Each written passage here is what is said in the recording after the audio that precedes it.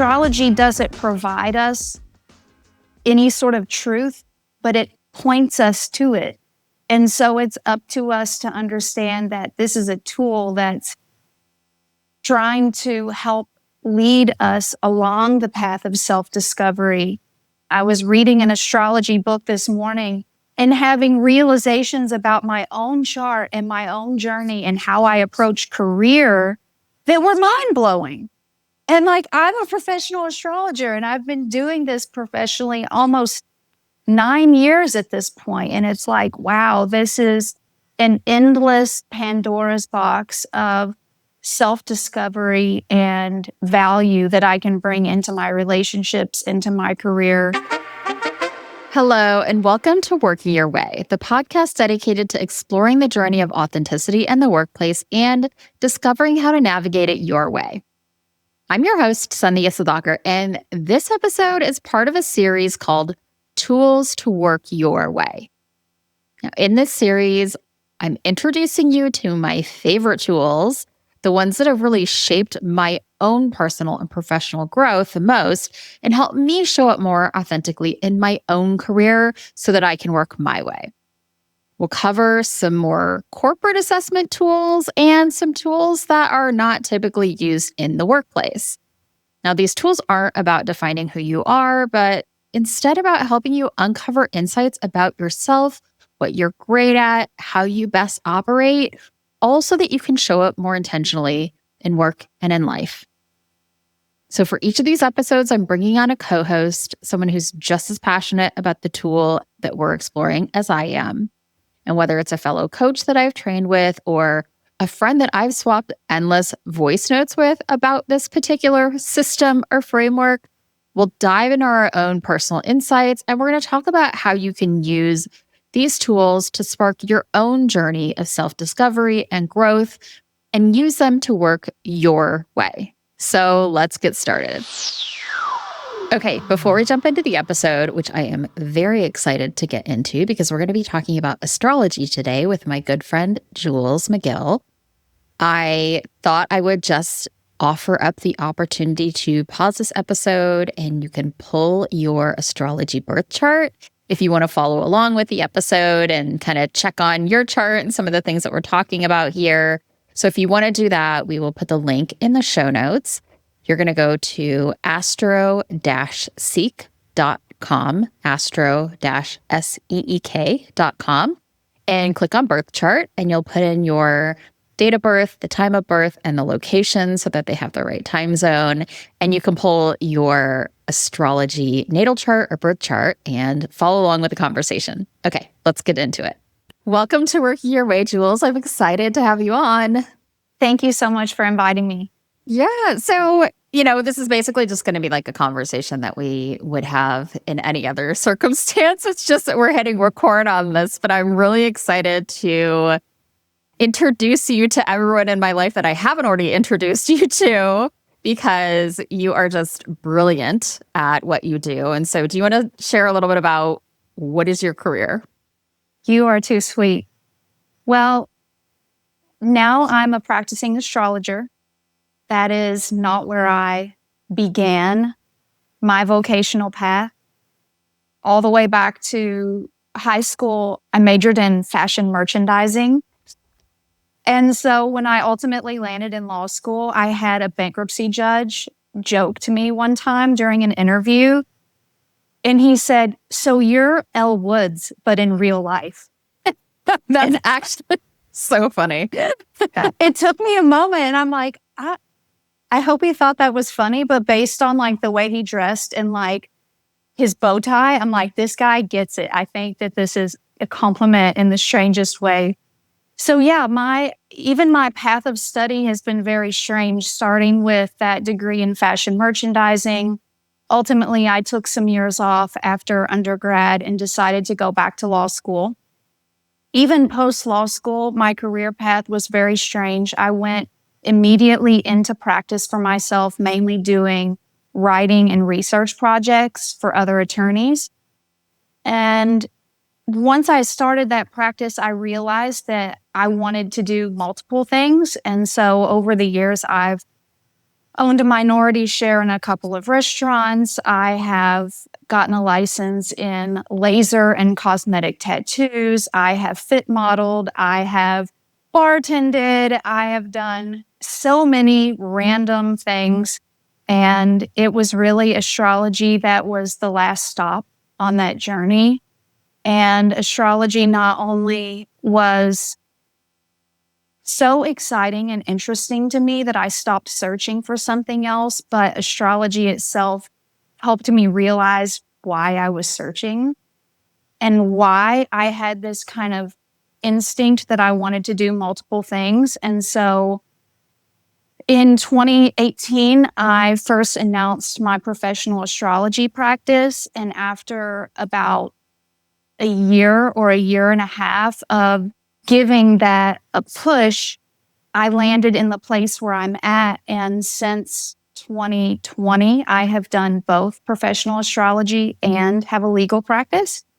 And so I am a Gemini through and through and have these two things going that I'm constantly switching back and forth between. And interestingly enough, they complement one another very well and are the same. And I've strangely found that I take skills from one of my jobs into the other and back and forth in a way that I did not anticipate would be the case.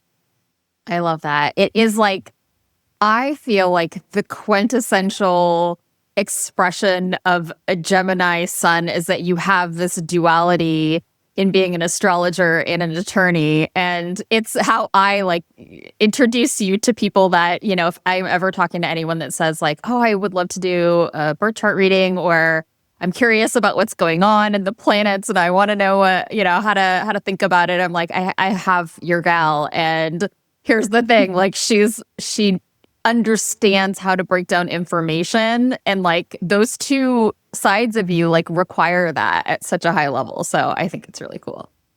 You know, most people don't think about it, but what an attorney is really doing, whether it's brief writing, presenting an oral argument to a judge or a jury, is trying to take a lot of different facts and weave them into a story that's understandable and makes sense. And so people can follow that line of reasoning to whatever conclusion you're trying to help them reach. And in astrology, I'm a lot more impartial than that. But when you really understand how astrology works and how nuanced and technical it is, it's good to have that skill that I get from my legal practice, where I can look at all of these aspects of self that a person has within them and try to weave that into a story that makes sense and understand how all of these disparate parts might work together and how that might play out in a person's life.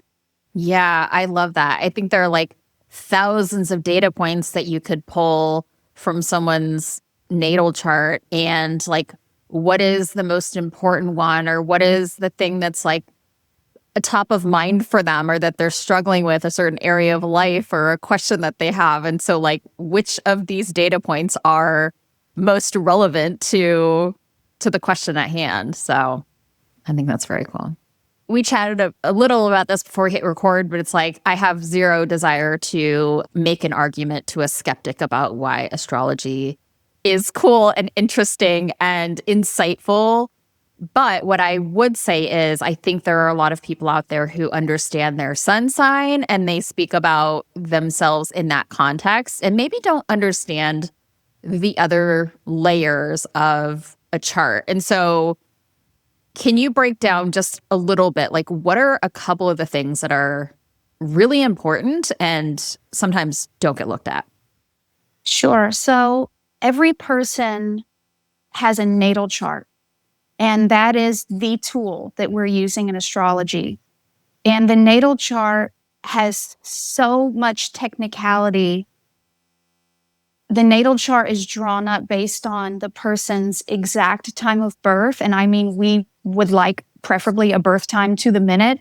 Also, the location of the person's birth, in addition to, you know, just a birth date. And when we speak about our sun signs and we use a sign to identify, right, like I am, well, the reason we do that is because the sun in astrology is the I am energy.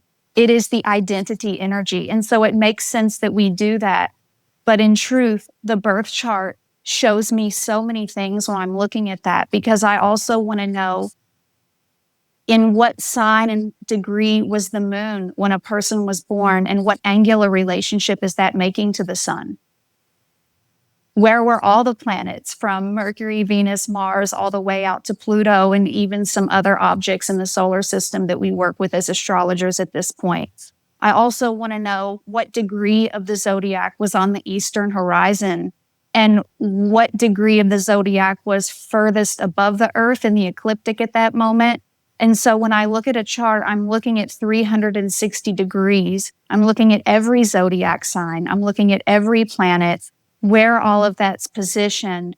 And that's giving me a very unique picture of a person, and is also showing me that this person is unlike anyone else, or anyone else could be for another 26,000 years in reality, because that's, the larger cycle that we're working in. So what we don't often see is that astrology is insanely personal, to the point where even if we pick up an astrology textbook and have meanings for certain moon placements or Venus placements, that's like a cookbook definition that does not account for the nuance of a person's chart and the placement of another planet nearby that planet, or another planet in a harsh angle to that planet, and how that is creating just a very unique flavor of personality, and is coloring the lens through which this person views the world, and what their needs are and preferences are, and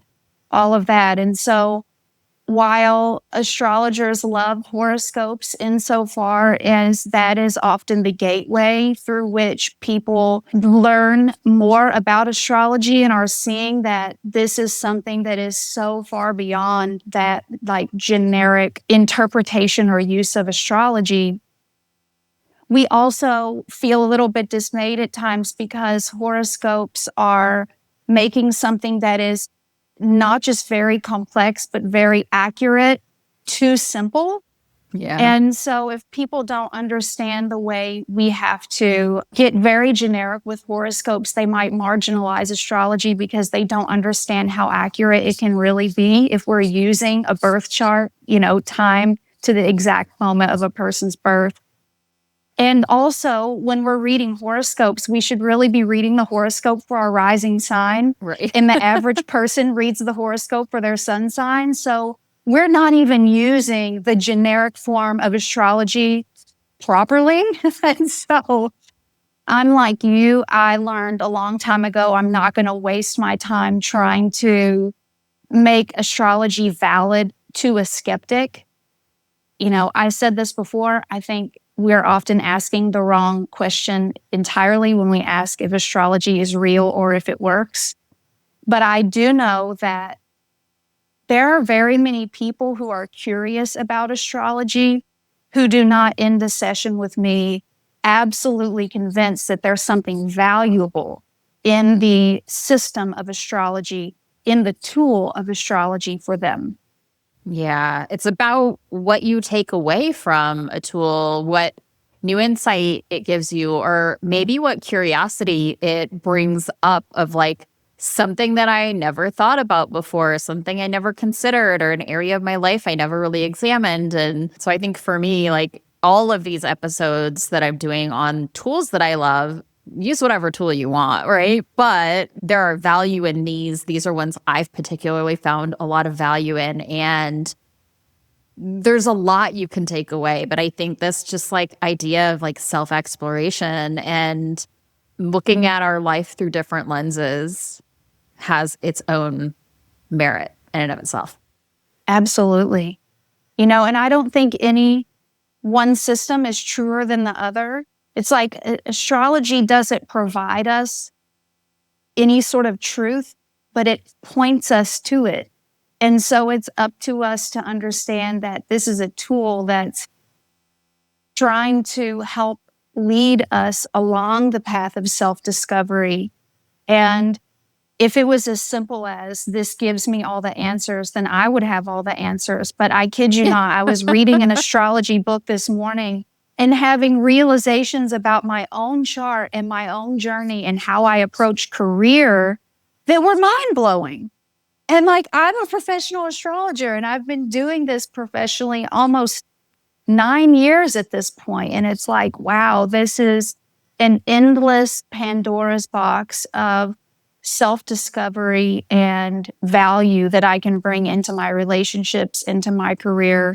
So in the chart, I scribbled on mine, so I wasn't planning to show it, but for anyone like watching on the video, I'm just going to hold it up. There's like, your natal chart is a wheel, and we talk a lot about the zodiac signs in pop culture, right? But then there are houses and there are planets and there's a whole bunch of other stuff that's also important. But like those are kind of, to me, the main elements. Is if you're looking at your chart, your signs, your houses, and the planets in those houses. And one of the funniest things, I'm sure I learned this from you, because I think my experience with astrology up until I did a workshop during the pandemic in this community that we were both a part of, I think probably was like pretty basic. Maybe it was sun sign, moon sign, and rising sign, right? But I didn't really understand how to look at a chart. And because of the way a chart is laid out, we all have all of the signs in our personality, our way of being somewhere. And I had always been like, kind of like anti-Aries. I'm like, ugh, Aries people are selfish and they're like, too direct and whatever. And then the funniest thing is Aries encompasses most of my first house, which is like self. It's like who it's personality. It's physical body. It's all these things. And so it's just like funny karmic retribution that's like, oh, actually, your first house, the one that's like the most tied to yourself, is all Aries. It is interesting. And, we all carry a part of every single archetype within us, and we express that in some area of life which aligns with a house of our chart. So the houses of our chart are different areas of life. We have a house for career and vocation and our place in the world. We have a house for finances. We have a house of health, So it is interesting when we realize that these characteristics that we don't like or we have an issue maybe accepting in other people are actually parts of ourself. And that's a really interesting discovery. And I'm sure the self-analysis that follows is also. Right, exactly. Like, I do think Geminis get a bad rap.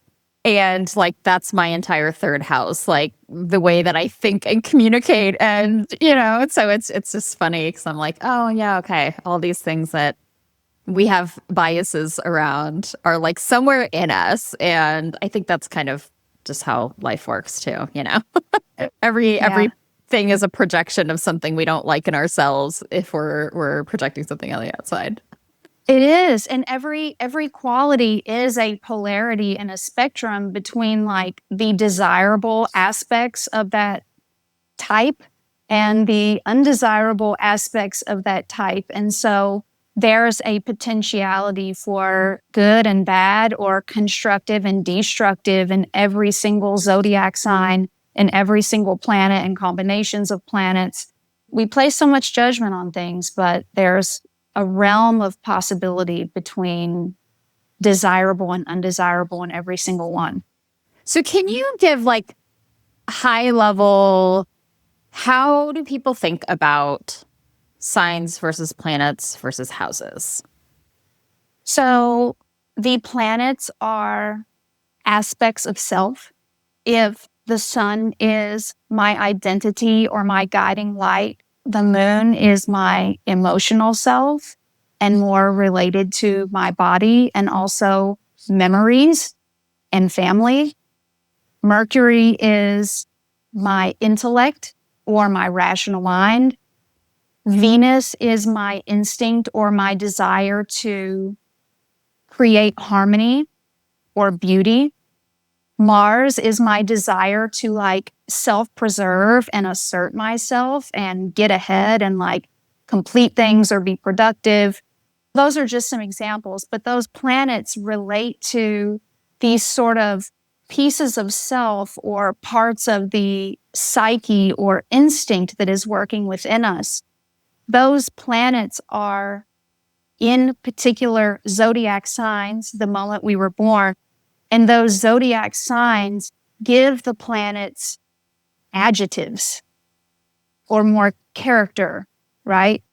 So if we have a Venus in a fire sign like Aries, that person's instinct to create beauty or create harmony is going to be a lot more spicy, right? Versus a person who has their Venus in a very calm and soothing earth sign like Taurus, right? So those zodiac signs are giving those pieces of self a lot of character, and that's where we get the adjectives that describe those pieces of self.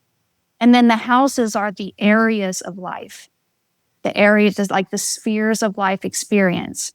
So for instance, if we have the sun in the 11th house relates to groups, friendships, networks, kind of like the person's tribe. And so we know that this person's guiding light in their life is all about finding identity through groups of people. Like, who are my people? Who is my tribe? What networks can I get involved with and have, shine my light in? And so that's what the houses are. They are the spheres and areas of life. And so everyone has a very unique combination of planets in signs, in houses, and then all of those things are making like angular relationships to one another, which is layer upon layer upon layer of information. Yeah. And so I want to get into like some of the things that you can look at in your chart that might be most insightful in someone's career, in their work. I'm curious about some of your own insights about yourself as well. So it seems like almost every element of the chart could speak to career. And I think that is more and more our reality because of the way our society functions, in that we have so much choice and we have so many jobs that are very particularized, right? Like, we're not living in a day and age where you're like a baker or a butcher or a secretary. We all have these jobs that are very intricate. And interestingly, I think most people's family members don't even really fully understand what they do because it's so, Yeah. like our roles are so complicated these days. But the sun has a lot to do with career. The sun speaks a lot to a person's identity in the way in which they want to project or shine their light out into the world. Saturn, normally in terms of its placement in the chart, is going to show where someone has a very strong instinct to work hard or to push or to gain mastery. So we often see a lot of significance with the placement of Saturn in the chart as far as career. The other planets, their prominence might also indicate something, right? So if we have Mercury very prominent, Mercury deals with the rational mind and is all about information and data and the intellectual processing on a rational basis. So this person might be into accounting or into research or into, something that requires that sort of logic.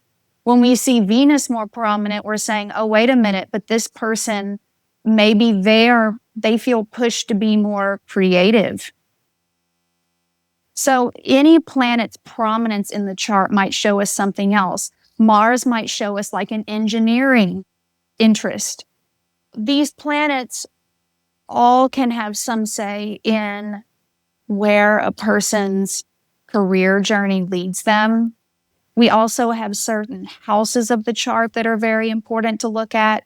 The 10th house of the chart, which is the house at the very top of the chart, is all about our vocation and our role out in society. And so normally there's a lot of analysis that goes into that area of the chart when we're talking about a person's career path. The sixth house is the house of work. That's also normally going to give us some information. If we have planets in that sixth house of work, we have a person who loves work, who they eat, sleep, and breathe work, and they just can't seem to get away from it because it feels fulfilling to them, or they just have this kind of relentless impulse to put their energy and focus and attention there. But there's a lot of very particular chart dynamics that might tell me something important about the person. For instance, let's say that a person's, the very high point of their chart falls in the ninth house. The ninth house is a house of passion. And so that might tell me that this person's career is not a means to an end in terms of like money or status or having all the things. This person is going to try with all their might to find a career that is aligned with their passion or like some greater philosophical view of life. And so we all even approach career or the reason for career very differently, and the chart can help us see that. And was very instrumental in my own life, just in terms of like, why am I doing it this way? Like, I feel like such a black sheep in terms of how I'm approaching career, but why? And the chart really helped me answer that question and also embrace that why and those things about myself that are not traditional and that other people might look at and think like, what is she doing?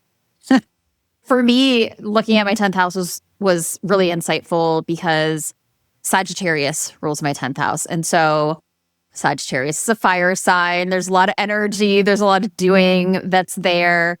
And interestingly, so Sagittarius, and you can tell them, please add in any other thoughts you have around this, but Sagittarius, as I understand it, is very free-spirited. And also there's this kind of teachery, guru-y kind of quality to Sagittarius. And so when I took a step back, thinking about being free-spirited, not being told what to do, there's so much of that I see looking back in my career. And now that I work for myself, it's oh yeah, this is where I'm supposed to be, because I need to just do me in my career. And also I do find myself teaching a lot. I do find myself guiding a lot and doing that kind of stuff. And so it's oh, this makes a lot more sense than me, I don't know, working on marketing strategy, even though there was a lot of doing in that. The autonomy that I have now, I didn't even know that I missed it until I had it. And now I'm oh my gosh, I don't know if I could ever go back. Yeah.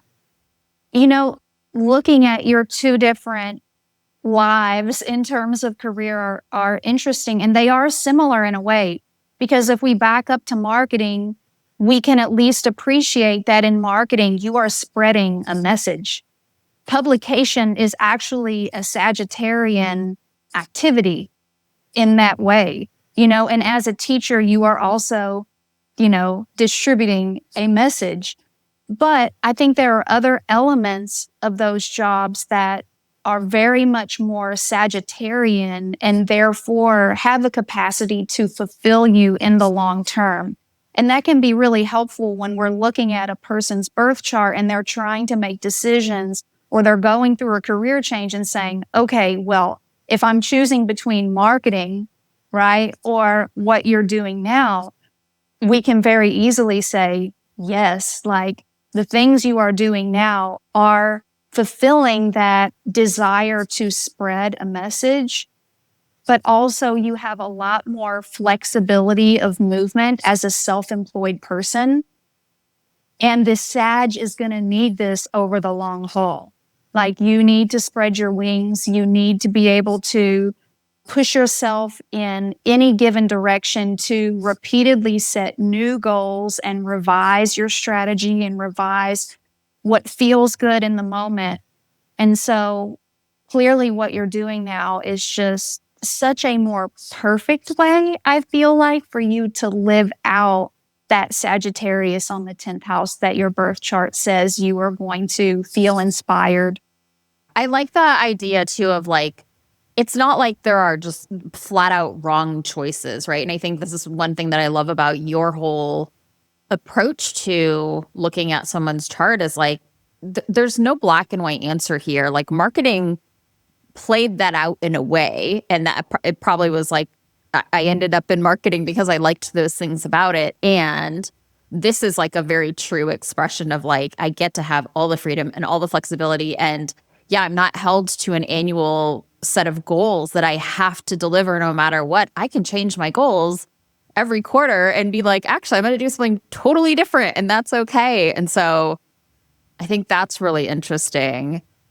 You and I did a little session about like signatures in people's charts that might show you that like entrepreneurship could be a good path. I don't even know if you remember this, but it was like the 6th house and the 10th house and like fire signs. And I was like, oh, Leo rules my 6th house.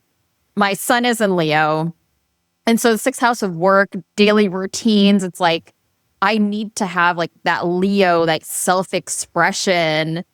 My sun is in Leo, like self-expression is part of my identity. If I don't have something that allows me to do that, I will feel trapped. And so it's so funny because I'm like, oh, my whole chart, if somebody would have looked at it 10 years ago, it would have been like, what are you doing working in a corporate environment where you're like being told what you need to do? And so it's so funny to me that I'm like, oh, it was written all over from the start. Yeah, it was. You know, fire can't be contained. And so when we know that about ourselves, it's like, okay, well, it's possible that I'm not an entrepreneur, but I have to look for the circumstances that are going to give me a maximum amount of freedom and ownership and identity and purpose that I find in what I'm doing, because taking orders or working underneath someone else or working within a very strict schedule or towards goals that I don't necessarily even believe in, not going to work. Yeah, my like worst moments in my career have been where I'm working toward an outcome that I don't care about, where I'm working with people that I just don't connect to. It's like I've checked out of those things, right? And like not shown up as myself, and you know, also not done great in those environments as a result of that. So Understandably so. Yeah. yeah. All right, what are a couple of things about your career and your chart that have been really insightful for you? You know, going back to what I said in the beginning, just having two careers and really identifying in two different ways is something that is against cultural norms. And that was something that I fought against for so much of my life. You know, it was like trying to find the next thing and the next thing and the next thing. And I think when I was trying to find the next thing, I was honestly not understanding why I felt incomplete only doing one thing. Yeah. And also thinking, well, if I can't completely identify my role in the world with this one thing, then this must not be it, as if there was it singular for me. And so understanding the astrology for me has been about really embracing that duality within myself and realizing over the long run that if I narrow myself down to one thing, I feel itchy. It's like, I need something more. And having two full-blown careers is the first time in my life I haven't felt itchy. You know, I don't feel like I'm continuously searching for something else and something I'll never find, because it will never be an it for me. I think too, like, I mean, the way that I see it from the outside looking in is like, Gemini needs to be intellectually stimulated. Like, so much of your identity is like thinking and information. And like the two things that you did, land on are both like highly intellectually complex in a good way. And, having two is variety to me, and variety is very important for the Gemini person. Even once I've found those two career paths to be really fulfilling and nice complements to one another, there are other things about my chart that have also guided me within my astrology career itself. So, I've been to astrological conferences and listened to some of the most amazing astrologers ever, one of whom said, if you're not doing a chart for a client in less than an hour, like, I don't know what it is that you are doing. Meaning, like, our ability to interpret a chart and convey it simply to a client needed to be done in this sort of a time frame. But I go back to my own natal chart and I'm like, wait a minute. I have like a very heart-centered practice. I mean, I think one of the greatest values that I can bring to the table is my ability to sit and listen to a client for the first 15 minutes of our session and not say anything, to like just hold space for them. This isn't just about rattling off, what my astrological mind wants to like tell this person. And so I've even created a product and approach sessions in a way that is more authentic and true to who I am. And I see why I need to do that in my birth chart. And I'm able to listen to one of my very favorite astrologers kind of like laugh at the notion of a 2-hour session and come back home and feel really good that that's what I'm doing. Yeah. What is it in your chart? What are some of the things in your chart that kind of show you that? Well, the very top point of my chart, which we call the MC, that was the highest point on the ecliptic when you were born, Venus is there. So Venus is sweet. It is creating harmony. It is loving, and so this is how I come across in my career. Like, this is my gift to give, is to love people and accept people and help them create feelings of harmony and understanding in whatever point in their life they're at. If I had Mercury up there, like, sure, I might just want to like rattle off a bunch of facts and data to them. But like, that just, in my mind, leaves people overwhelmed and is not really true to what I am here to do. I mean, I think my greatest gift to them is more Venusian than Mercurial. So, that is one way I see that. I also have like 3 planets in Libra, which is very relationship oriented. So I am very much like creating give and take relationships with clients. Like, so many of my clients write me emails regularly, send me text messages, voice messages, because like I am really staying in tune with what's going on in their lives, and they're teaching me as much as I'm teaching them, right? So like, these are really deeper relationships that are being created, and that, I value that so much. I wouldn't want my practice to be any other way. And again, going back to the chart, I see why that might be important to me. And I need to lean into that instead of letting the way other astrologers practice be something I'm like copying and pasting into my own practice. Yeah, I love that. I mean, it truly is like you can do something in so many different ways. And it is hard to hear somebody of authority that you respect a lot say, this is the way you do it, and still go home at the end of the day and be like, but not me. I'm going to like stay really rooted and grounded in that. And I think it's like, for what I do, right? There's so many ways I can market my own business, or like how I can show up in my business, right? Like, not every coach or, team facilitator has a podcast, but like that's part of me expressing myself and sharing my knowledge with the world in a way that works for me, right? And this self-expression, and there's probably, yes, there's a camera and all this stuff, right? It's a very Leo way to to like express myself, right? To have conversations with people and put videos out into the world and things like that too. That's so beautiful. And when we go back to the chart, we can really validate our instinct to do something differently and stop judging it and lean into it instead. And I think that's something so amazing that astrology has offered to me in my life in every single aspect of life. But again, especially in career, I am a black sheep. Like, really my astrological studies is the first place I feel like in my life where I do pay more attention to authority than I had before. I feel like, and this comes from my chart as well, but like I kind of needed to develop my own sense of authority internally because I couldn't really find it outside of myself.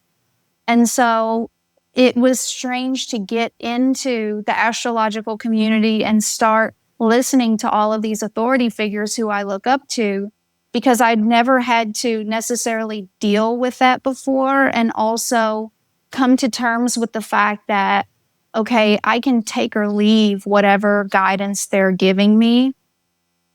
And yet the chart helped me do that, and helped me say, no, that's not genuine for me. And I am an entrepreneur, like I need to lean into these pieces of self because try to practice what I preach, right? Yeah, right. Exactly. You're like, yeah, just look for the insights and then you can choose however you want to be, Mm-hmm. Which isn't always easy. It's very different when you're working for someone else or have bosses or managers who you're reporting to. But I think even then, there are ways that we can express, what our interests are, and like at least get the ball rolling to trying to find a way to bring more of ourselves into our work, as you're such a big proponent of. Yeah. And at a minimum, recognize a really poor fit.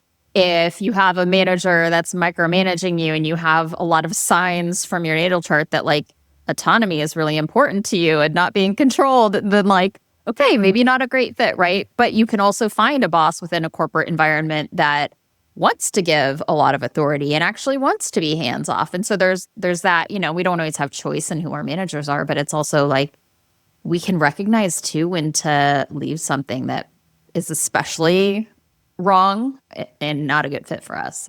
Absolutely. What about the rising sign? How do you think about rising sign and relevance to, I don't know, to work or career or just our personal lives even? I feel like there are a lot of different takes on what a rising sign really means to people. One of the best descriptions I've ever heard, and I cannot remember who this astrologer was because I've listened to her. I've never read any of her books, but she explained it this way, and I thought it was so appropriate and has applied very well in the charts that I've done for clients. The rising sign is kind of like your vehicle for life. So imagine like if you were born and like your vehicle is a submarine, right? Well, if that's the vehicle you were given, that is the appropriate vehicle for the sort of life journey you are going to be navigating. So that tells us something kind of about the life journey, right? Like, what is the vehicle this person was given because they will need it in order to travel over this type of terrain and these types of experiences that they're going to meet over and over throughout their life, right? Like, was I born with like a Porsche or an all utility vehicle or a hot air balloon, or like what is this vehicle that I'm traveling through life in? What does it look like? And what are its characteristics? Because for some reason, my life experience is going to need me to approach life or to navigate life this way. I love that. I love that. That's really cool. But that's really suitable And I found it applicable in many ways. And really, our rising sign is more about how we show up to life. So if we look at the chart as a whole and all of the various pieces of the chart, we're really speaking to the person's inner self, like an unfiltered, true, ugly, gnarly, like beautiful. It's like all the things, right? Like that inner self is so unfiltered. That rising sign is the filter through which all of that travels. So when we approach the world, we're coming across as our rising sign because for some reason or another, our development in childhood has led us to create this persona.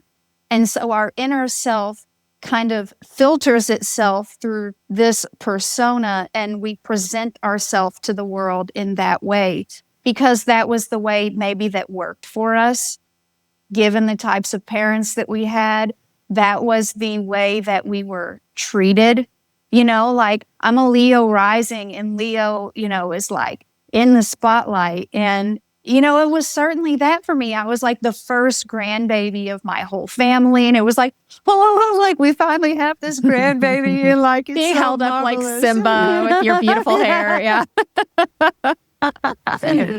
So like it is fitting in a way. Like I can kind of see that. I mean, I don't think my grandmother, like her hand was like super glued to her camera when I was a kid. And so, I was taught that like in this life, you're on stage and you have to like present yourself very carefully. And so that's what I was taught to do. And that is now kind of like the way I present. And like the inner self is like much more raw and like crazy and messy and even darker than that like bright Leo self that comes across. But that is how I tend to interface with the world. And so that can take a lot of effort when the stuff that's going on in the inside is a lot heavier. Again, knowing that about myself, it helps me understand like when I'm feeling down, like why it's hard to be very social. And it's not because I can't be social. It's because I have this instinct that I have to show up as this like bright, happy, joyful person, which is something I've started to like try to get away from a little bit. But I do feel like my best self and I get the best feedback when I can show up as kind of that mask. And that's okay. Like we can't judge that. I mean, we put clothes on when we leave the house, don't we? Like, we're always trying to fine tune ourselves to meet our environment in the best way that we can. And the persona has its function and its importance. So I'm a Pisces rising, which you well know because you know my chart probably just as well as I know it, or better. But I'm curious, like, what does me being a Pisces rising, what does it say about the journey that I'm on or how I need to be in my journey? Well, Pisces is a rising sign, so we know that your vehicle has some flippers or, perhaps like a propeller or something that it moves through the water. Pisces is a sign that is, being a water sign, emotional and empathetic. So there is a need to like create empathy for some reason, or like try to show up as like this kind of soft version of self. Pisces is a mutable sign, much like Gemini. And so there's this variety that comes with the Pisces rising person. It's like, I need to be very flexible. I need to be very adaptable. I need to be able to camouflage myself or even shapeshift according to my environment. Ooh, like Pisces can like put on a costume like better than anyone and can chameleon themselves in almost any given environment. I mean, I would like to hear from you, like if you even want to share, but like what was it about your life that kind of gave you this chameleon suit, right? With like flippers totally. to like navigate like the waters and the like emotional ups and downs of life. it's funny because it's like something that I've talked about a lot in my own story of like just the nature of growing up in a small town in Indiana in, coming from a family of immigrants. Like there was a need to be different things in different spaces, or that I sensed, at least I was different at home than I was at school. And this like idea of like empathy and even for me, like acceptance, like never ever making anyone feel bad about themselves. And not even, it sounds so like altruistic, but like I never would want someone to experience like shame or embarrassment or feel judged. And that probably was a projection on like what I wanted from other people. But that's such a big part of how I operated through so much of my early life, was like I would never say anything polarizing or like make somebody feel bad, even if they did something that was like not great to me. Like there was always like a protecting of other people's emotions. And even now, when I'm not so much in kind of the like pattern, kind of shadowy version of that, I had a friend come over the other day and she had been going through some life stuff, and she's like, hey, I'm going to come up and sleep over. And, and she like told me all of her stuff. And she's like, you have a way of listening to people where I never feel judged by you. Like she's still like, she said that unprompted. And so it is that kind of like empathy and acceptance of humans, and like seeing all the different sides of why they are the way they are. And just like, you talk about it as this filter, right? Because like, there's a lot messier stuff behind the scenes, right? Of like me trying to avoid shame in my life and actually maybe being kind of judgmental, but nobody can tell that I'm that in certain situations. Or, like there's an arrogance that I also have that I, like I'll tell people about it and they're like, you? And I'm like, yeah, me. It's in there. You just don't hear it or see it. Even if I told you what I'm thinking, you wouldn't even perceive it that way. And so it's just so funny because it does feel like that is the filter, and that is the way that I needed to be to exist. It's not a cage, right? It's not like we get to use it in a utilitarian way or in a beautiful way. And it also maybe can be kind of a cage, if we're not aware of how we're being or how we're showing up. Yeah, you're so right. I think that knowledge helps us break out of it. And also just knowing people well, we do tend to become more natural and more of our truer inner self. If you walk into a party and you are like looking at people or meeting people for the first time, whatever it is they're doing or saying or however they're acting to you during that first impression is their rising sign.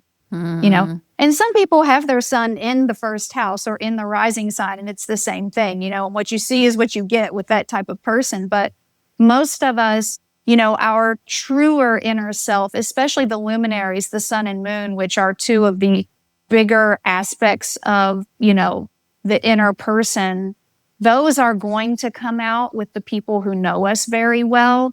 That rising sign is like who we present as when we're giving a first impression or we're meeting someone for the first time.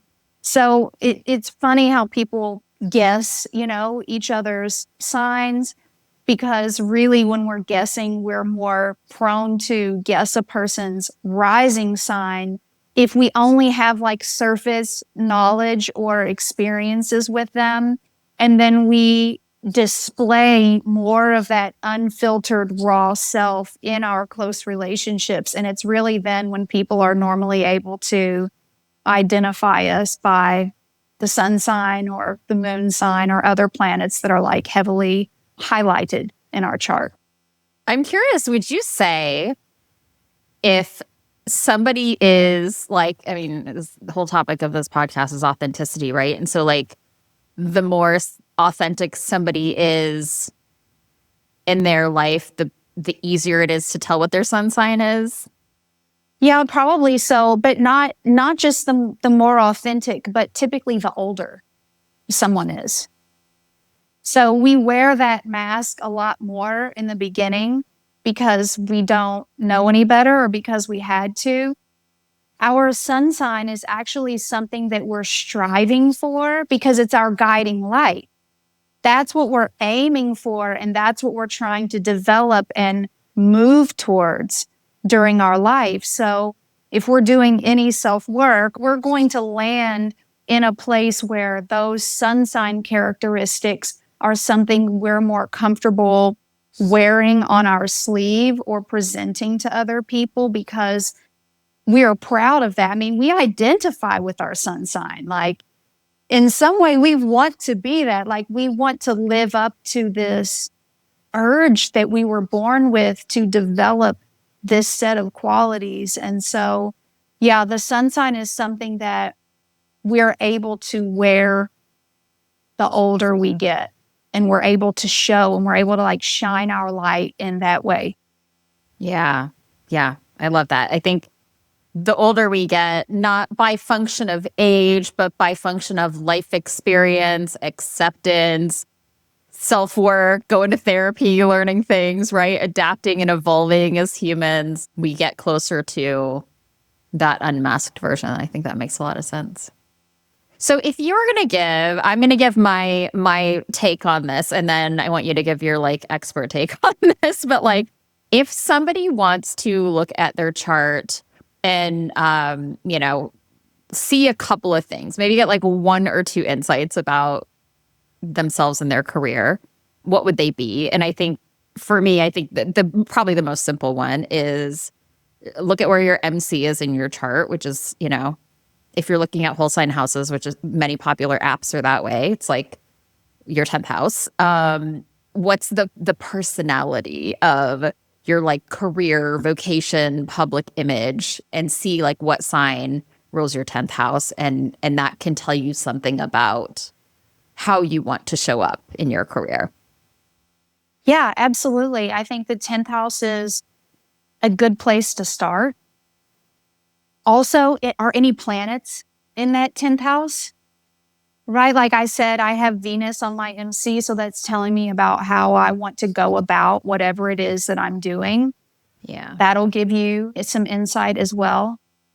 I would also look at what planets are in the 6th house as well. That is the house of like day-to-day work. And for somebody who has multiple planets in the 6th house, that's going to show if a person is like consistently driven to put more of their time and attention to work. And also, what sign is there? Because as we said, if you have a fire sign, like you're going to need a little bit more flexibility and potentially be wanting some sort of leadership.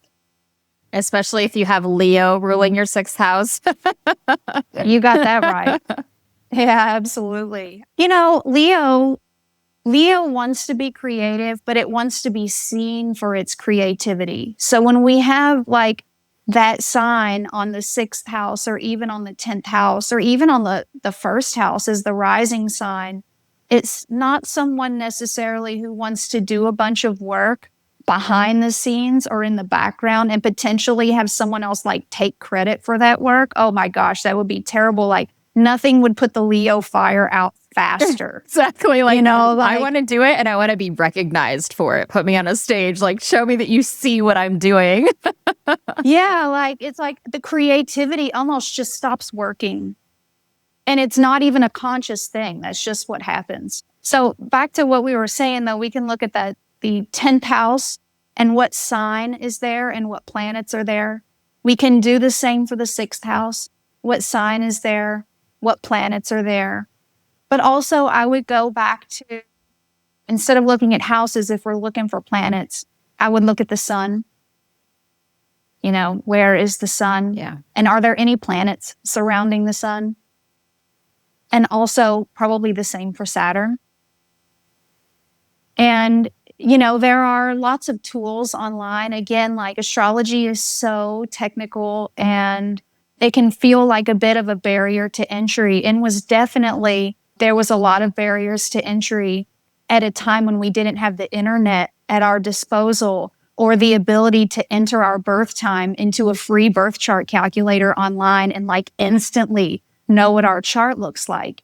You know, there are many free websites and some apps now that can help you get into this process of self-discovery through the natal chart. And I would guarantee there are even some websites that have free reports for career or like a vocational analysis, something like that.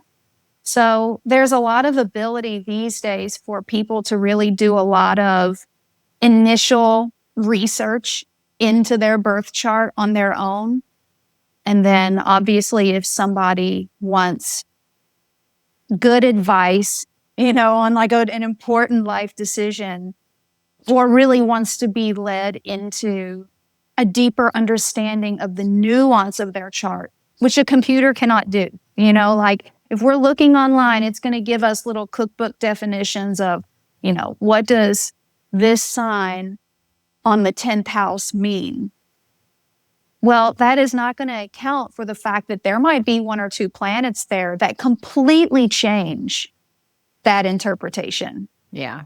And so while we can have a lot of fun with astrology now on our phones, you know, on our computers, I always tell people, have fun for free.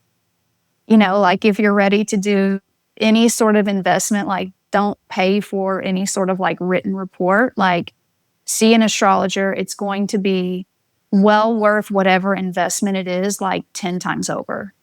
Yeah, I like that. It's like do the fun stuff online or in these apps that are available. And if there's anything that you want like deeper insight, and to your point, I think, I don't know that all astrologers are this way, but it's also like to have somebody like you help break things down or even ask questions to get someone thinking about like what might this mean for you, right? It's like, what does it mean for you, and how do you interpret that, and then being able to kind of reflect back or like add that insight in is like a really invaluable process too, right? A reading, especially the way you do it, is not just I'm gonna talk at you for 60 minutes about what I see here, right? It's like, how do you interpret this together as a unit?